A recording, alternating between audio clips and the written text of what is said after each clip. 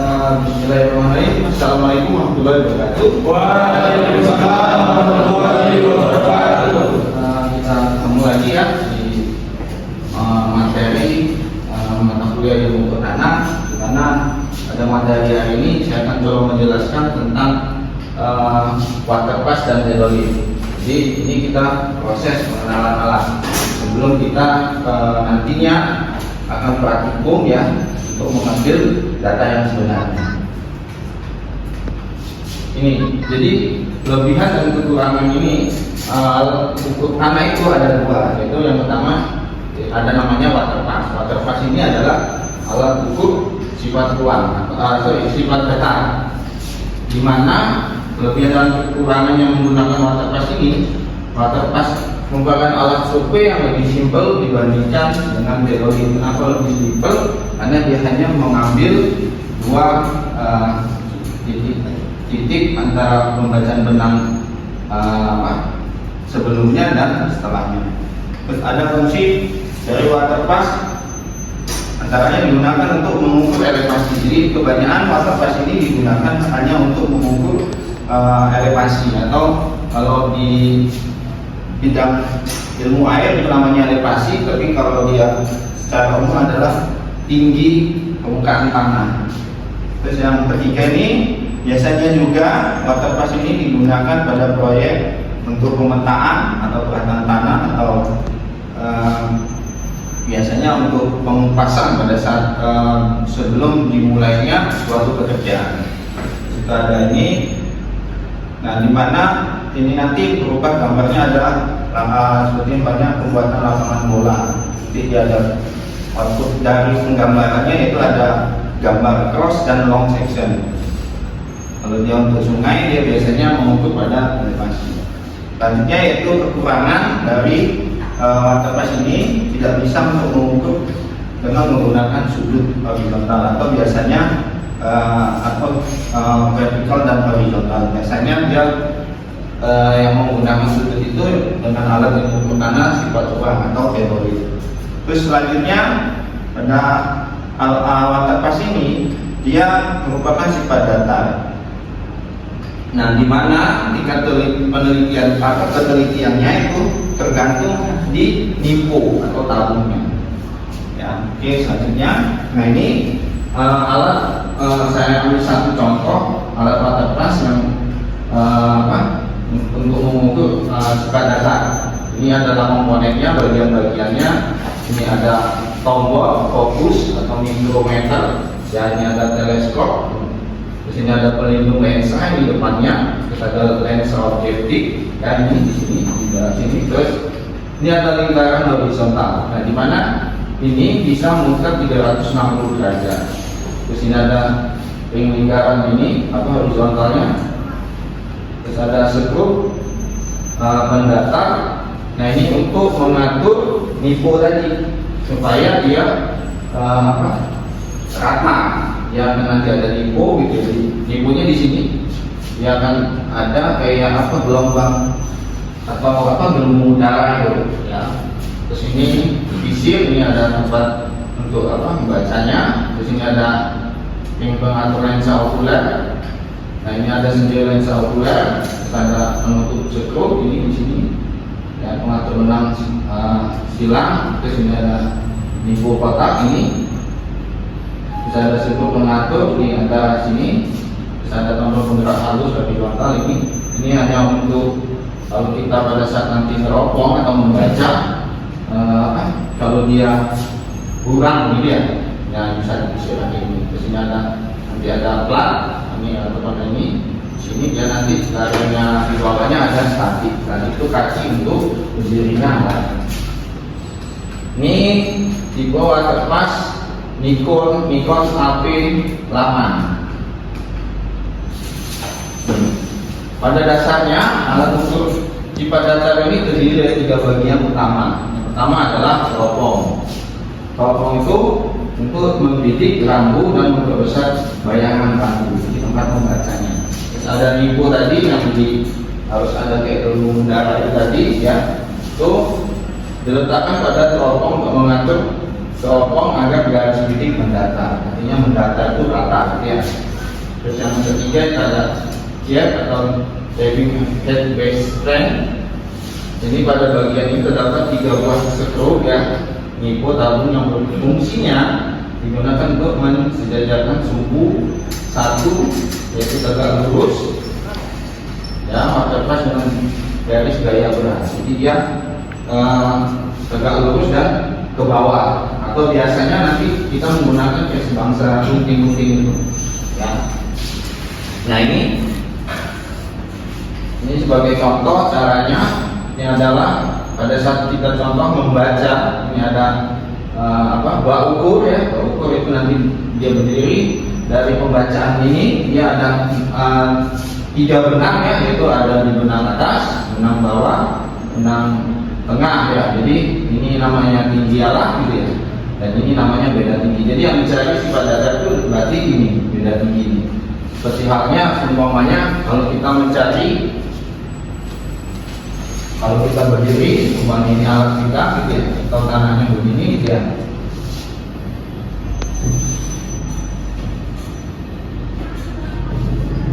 Nampaknya ini ada bak ukur gitu ya.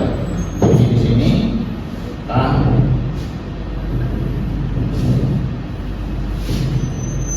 ini yang namanya benang atas, benang tengah, benang bawah.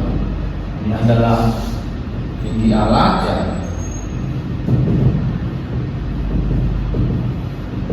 Ini adalah jarak optis. Nah, di mana masing-masing ini bisa kita cari dengan menggunakan rumus. Jadi, nah ini kalau dia sesuai dengan judulnya, yaitu alat terkait adalah alat ukur sifat datar, maka yang dicari adalah beda tinggi. Jadi cara mencari beda tinggi itu berarti beda tinggi antara alat dengan benang tengah. Berarti rumusnya adalah kalau beda tinggi atau sigma h ya, sama dengan benang tengah gitu ya, dibanding instrumen atau tinggi alat. Tinggi alat ini dengan tinggi instrumen sama. Jadi ini cara mencarinya untuk mencari beda tinggi. Dan kalau dia untuk mencari jarak optis gitu ya, berarti jarak optis sama dengan berarti benang atas dikali benang bawah dibagi benang atas kali benang bawah dibagi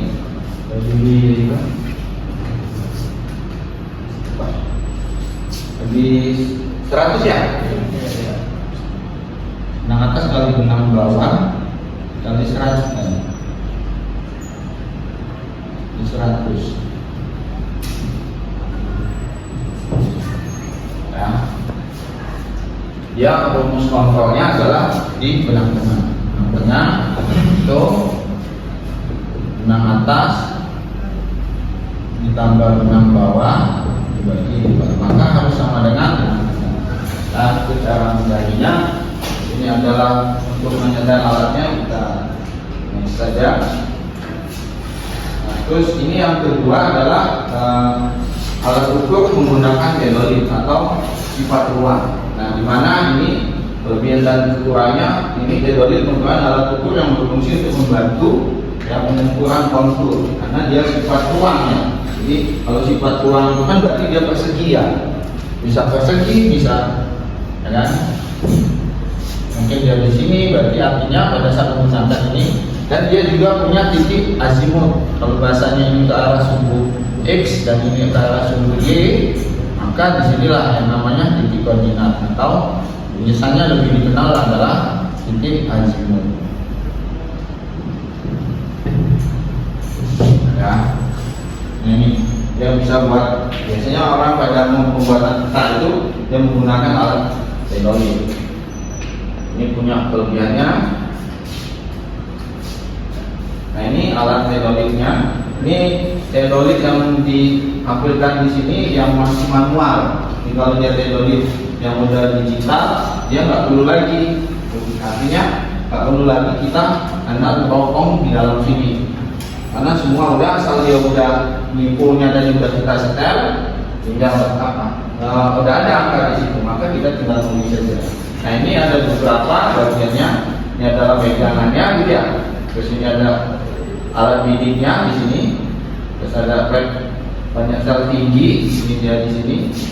Nah terus ada skru penyetel tinggi ini di sini. Ini untuk mencari kalau dia ada benang tengah, tempatnya dia di dalam, ada gini. Nah ini yang namanya benang atas, ini ya. Benang tengah, benang bawah. Nah, itu dia biasanya di sini, yang tadi yang di sini. Nah ini untuk memutar lempengan ini biasanya di sini ada sudut di dalamnya, ada satu sana di teropong. Terus ini ada pengatur mikrometer ya. Terus ini ada gelang penyetel jaraknya. Jadi kalau bahasanya untuk ngezoomnya, kalau dekatnya. Ini ada mikroskop membaca, ya, ada tombol pemilihan pembacaan lingkaran. Ini ada sudut penyetel putaran, gitu ya. Di sini ada plat dasar untuk menyetel, untuk ibu. Seperti halnya dengan waterpass tadi. Kalau waterpass ada satu nipo, kalau ini ada dua. Jadi dia ada ke arah sejajar dan ke arah vertikal atau horizontal dan vertikal. Jadi dia mempunyai dua sudut, yaitu sudut ke arah vertikal dan sudut ke arah horizontal. Di mana sudut-sudut itu dikunci dengan sudut sudut anjing.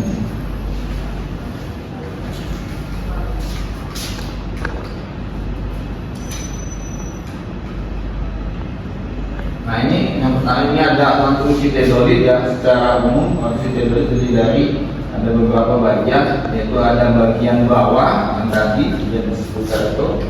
Nah ini yang tidak dapat bergerak atau ditambah statik. Jadi bagian bawah itu kakinya. Jadi statik itu kaki tiga, ya seperti ini. Ya di sini biasanya bulat, lingkaran gitu ya.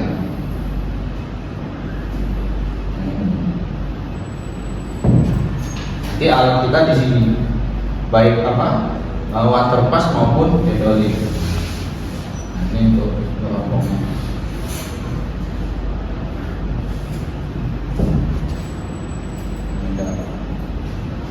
Nah ini yang namanya statik. Nah di sini biasanya nanti ada unting-unting atau kalau di dunia pertukangan itu biasanya dikasih bandul atau paku biasanya. Makanya dia terhadap tegak lurus terhadap ya. Terus bagian atas ini bagian atasnya dia ada yang dapat bisa digerakkan secara horizontal. Ini bagian atas yang di antara lempengan tadi itu. Terus ini bagian teropong. Jadi ini yang bagian bawah, bagian atasnya ini gitu. Terus bagian teropongnya ini di atas. Ada skru gitu.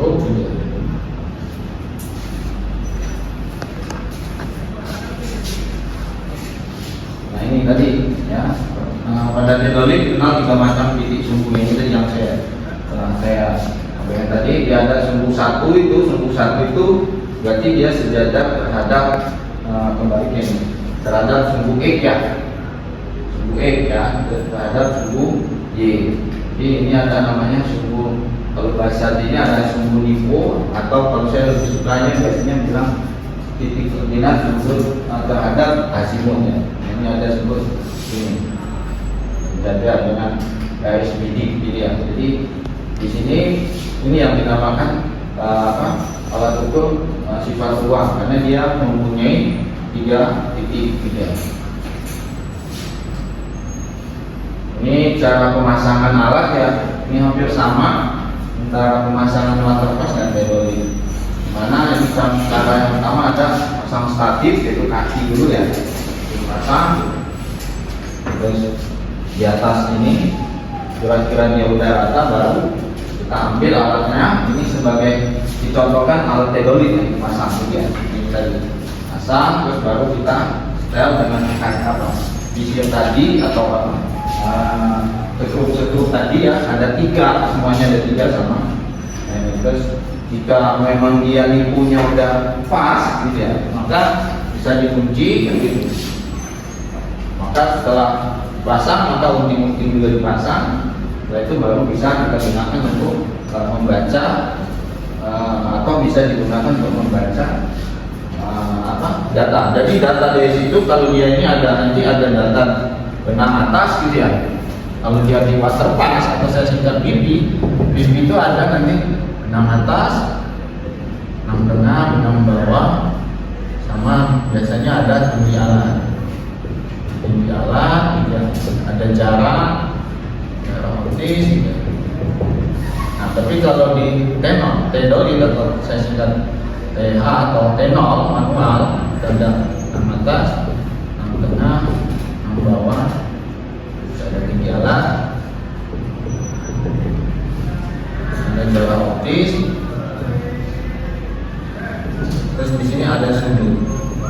Sudut ini dia ada dua, sudut terhadap ini vertikal, ya, sudut terhadap vertikal, dan ada sudut terhadap horizontal. Nah, tapi biasanya nanti kalau saat kita nanti praktikum, di pertemuan berikutnya kita praktikum, kita hanya ambil yang rata sejajar terhadap sudut vertikal atau horizontal saja, vertikal horizontal. Karena vertikal kita asumsikan dia akan tegak lurus pada titik koordinat di 90, karena dia selalu tegak lurus. Jadi yang akan berubah-ubah nanti adalah di horizontalnya. Ini ada tadi belum info segala macam. Oke, sampai pertemuan ini ada yang mau kita diskusikan?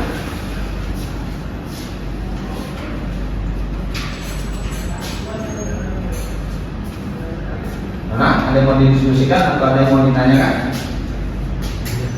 Ya, Pak, itu ada batas maksimum pembacaan nggak Pak? Pembacaan itu biasanya nggak ada maksimum, tapi minimal dia sekali baca itu 2. Itu nanti dia ada 2 sekali itu 2 kali baca ya, minimal ya, 2 kali baca itu minimal,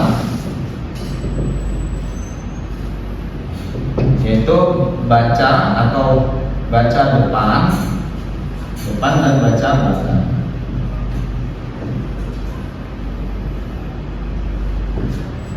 Ini minimal ya, sekali alat itu berdiri atau di ini siap untuk baca, dia baca 2. Jadi ada di depan dan ada baca di belakang.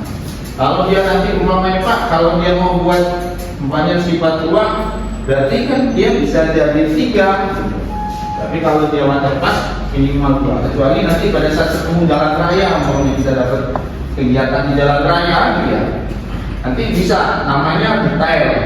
Jadi pokoknya harus diambil 2. Nanti bisa 3 itu, nanti yang 3 itu detailnya, detail yang pertama, nanti terus ada detail yang kedua, dan ada detail yang ketiga. Jadi kayak kalau di kita jalan ya, umpamanya di tikungan nih jalannya kan.